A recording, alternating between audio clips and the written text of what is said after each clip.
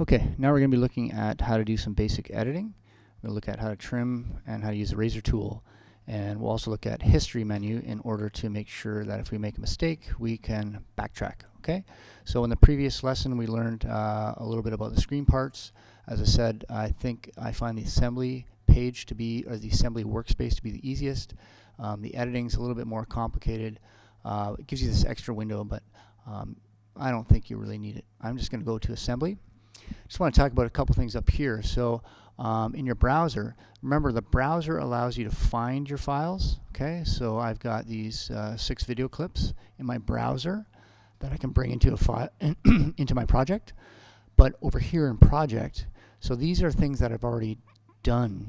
I brought them into my project. Okay, and so this is something that's already exists, and they show up here in project.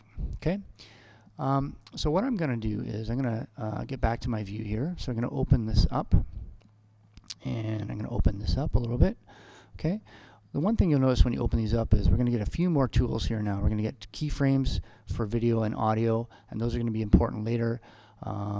We also now get this little line for the opacity for our video. My mouse normally is this white mouse. That's your selection tool. Okay, that allows you to click and hold and move something around. Okay, sometimes there's these little lines like this one. We can click and hold, and it will pull the opacity down. If you notice that, it's making the video darker. Okay, so I'm just going to push that back up, and the video looks back to normal. Okay, down here for audio, if you actually obviously white arrow, you can click and hold and move it around. But if we go to the middle, there's a little line here for our volume level, and we can click and hold, and we can move our audio up or down. Okay, up is cool. Your maximum though is going to be 6 decibels. Okay, if we need to do more of that, we'd have to go up to the audio workspace and add a little bit more. You can also turn your audio down right to -infinity, which, as you can imagine, is a pretty big number. Okay, so we can adjust our volumes up and down. In another lesson, I'll talk about how to envelope. Okay.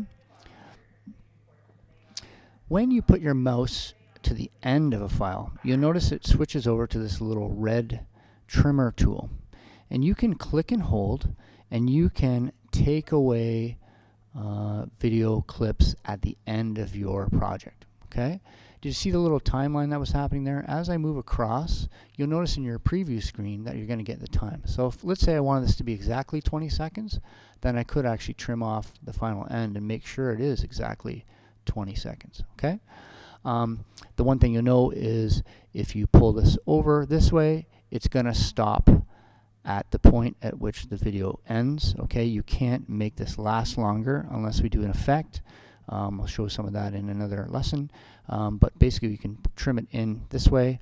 Obviously, you can trim it in left and right edges. Okay, and so if we want to get rid of stuff at the beginning or the end of a shot, we can use this trimmer tool. Okay, and you can simply return it again back to the beginning if you didn't like what you did. Okay. The other tool to think about here is this razor tool. So it looks like a little razor blade. Okay, so if you click on that tool, this will allow you to cut your clip.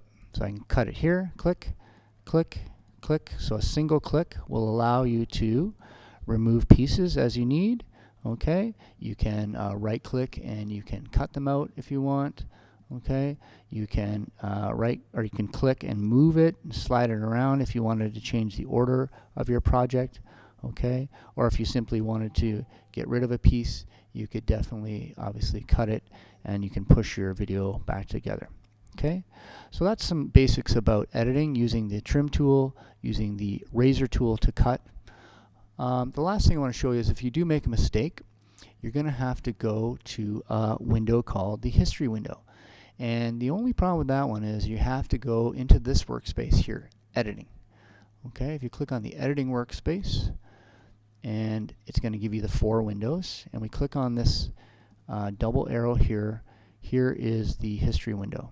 So these are all the steps I've done in today's editing session, and if I want to, I can backtrack and it will undo steps that I've done for the project. Okay, so let's say I want to get rid of all those cuts. I can go right back to the trim tool, and now my video doesn't have any cuts. Just going to take a quick look up here and see if the history menu does show up. So it's got all panels. I don't really know what that's going to do. Oh, so it's going to open up every panel that's possible. Okay, it looks a little messy to me, so I'm just going to go back to the assembly once I'm done my history. Okay, so the history menu, you have to go to editing, and here's your history down in this one. Okay, and we're going to be off to the next lesson.